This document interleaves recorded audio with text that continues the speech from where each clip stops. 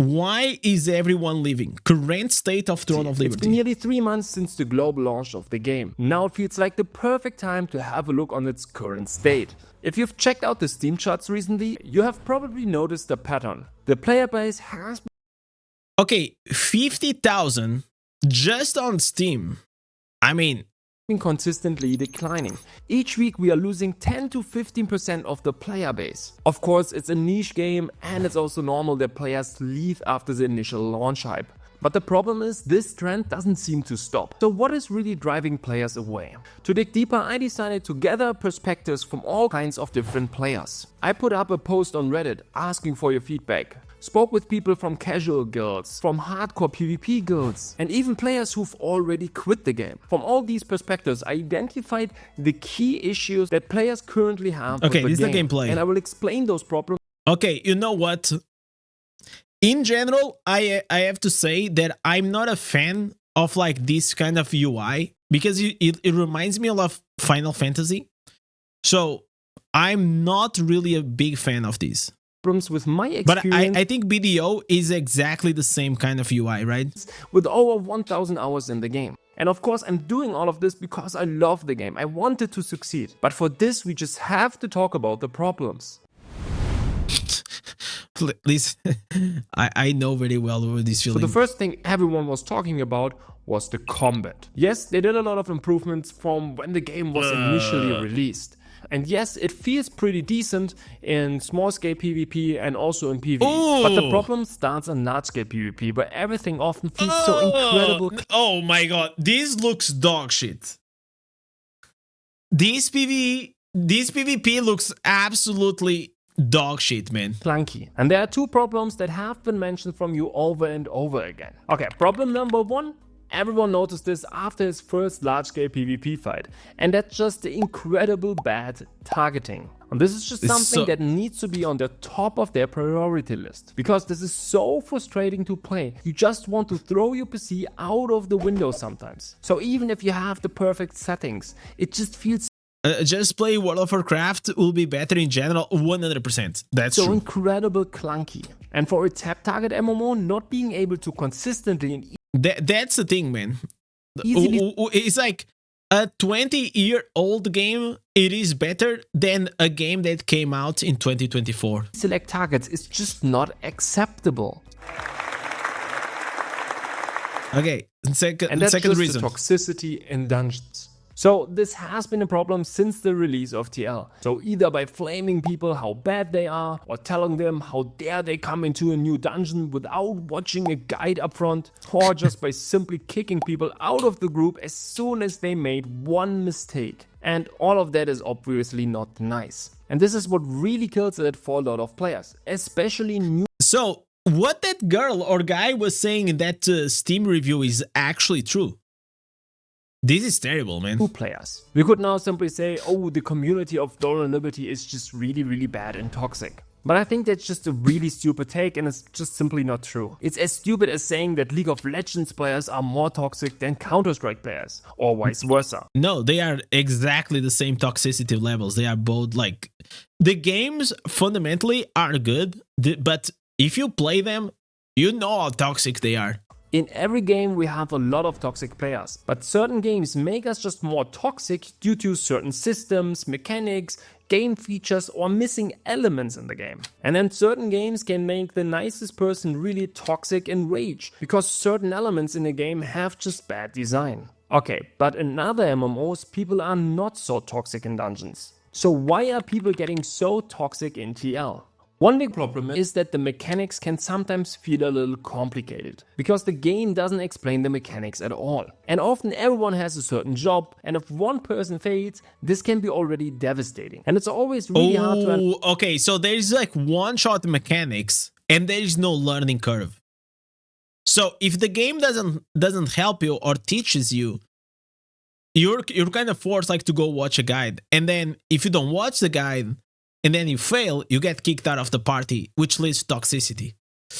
understand what you did wrong or what you did right, because so many things are just happening at the same time. It's just really easy to see when you know how it works, but at the beginning it's just really hard to get. So this is already not a perfect design. But in addition, I think a big problem is that we have guides for all of those dungeons before they get even released. So people like me just played in Korea and then made guides for those dungeons before they're even out. So what is happening? Yeah, but here's the thing. This is not like good game design. If you all like, imagine like if anything you have to do on the game, every time you go to a dungeon, you had to go watch a guide. Like I never watched a guide for any World of Warcraft dungeon, and yet I was still able to clear. Without, you know what I'm trying to say? Like this is like very poor game design. Then is that some players will watch those guides and others won't. And then the players who watch the guides complain on day one about why others don't know how the boss works and why they didn't watch a video. This creates an it's not like these players' fault. They should say that the game sucks.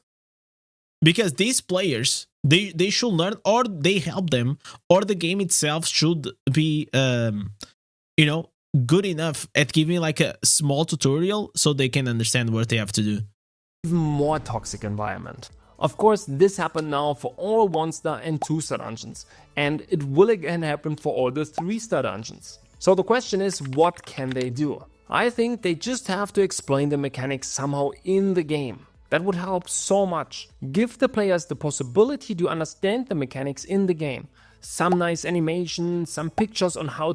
So, for example, one thing that Modern WoW does very well when it comes to the raid bosses and all these things, like in the elite packs before, they put the packs with a similar skill that the boss that you're gonna fight after is gonna have. So, like that, while you're killing the trash mobs, you are kind of learning the mechanics for the boss that you're gonna go and kill it. So I'm not saying that's the best solution, but it's definitely a smart one. To move and so on. I think that would really help a lot here and take away a lot from the toxic environment, because people could just quickly understand in an in-game guide what they actually did wrong. What I'm the most curious about Throne of Liberty is that what does this game actually offers better than Final Fantasy XIV or the World of Warcraft? So the next topic we just have to talk about are the dimensional trials and the runes. So because if there is nothing that they offer like unique or better, it will actually just die, because people that love MMOs, they will play for 1 or 2 months and then they'll just go back to play the new season of World of Warcraft or like the new expansion of like Final Fantasy.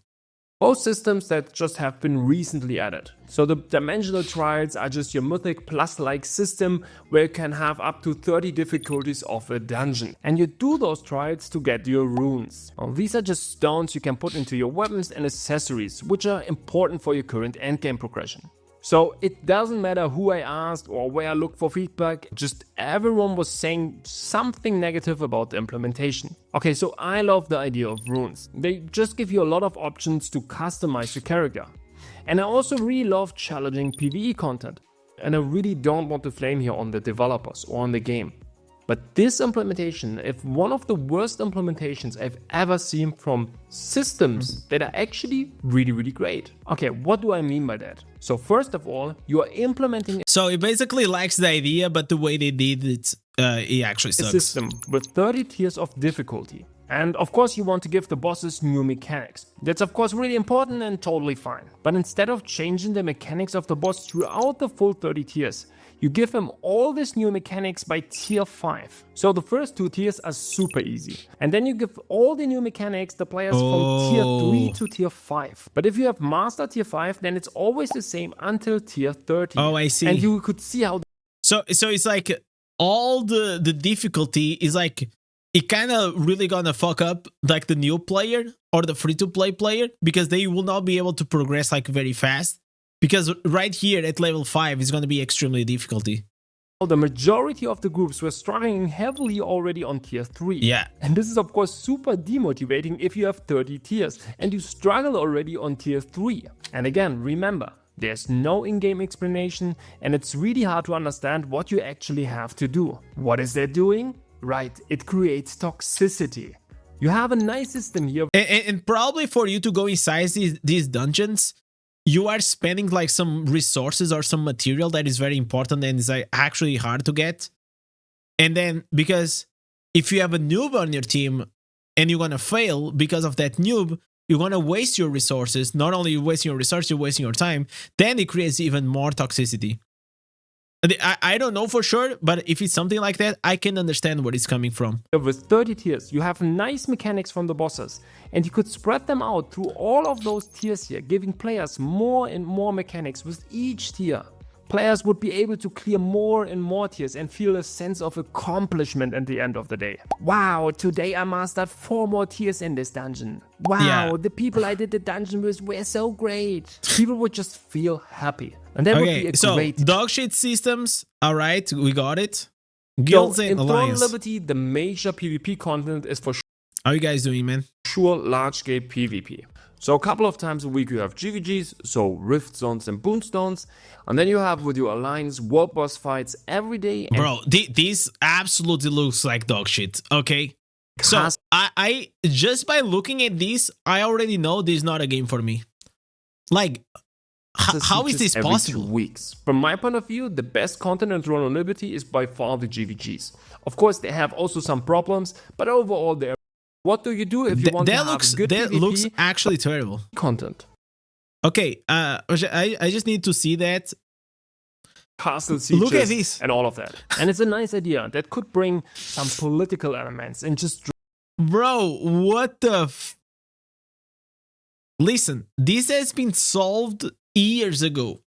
Just literally. New MMOs, in some things, all they have to do is copy World of Warcraft. If you copy World of Warcraft, you're gonna be fine, man. It is completely fine. Don't try to invent the wheel, man.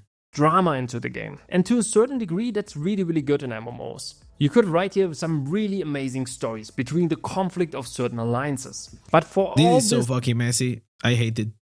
Talk about it, because I think it's really important. Last reason. And that are the character stats.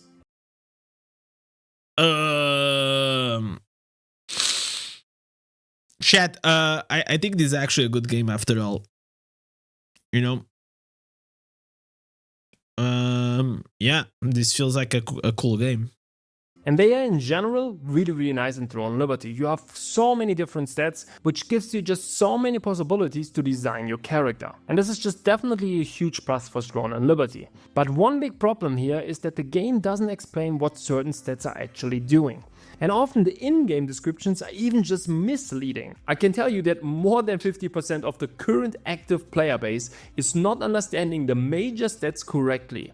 They might. This reminds me of Diablo Immortal. Most of people, they don't understand like the stats either. I think they do, but they don't.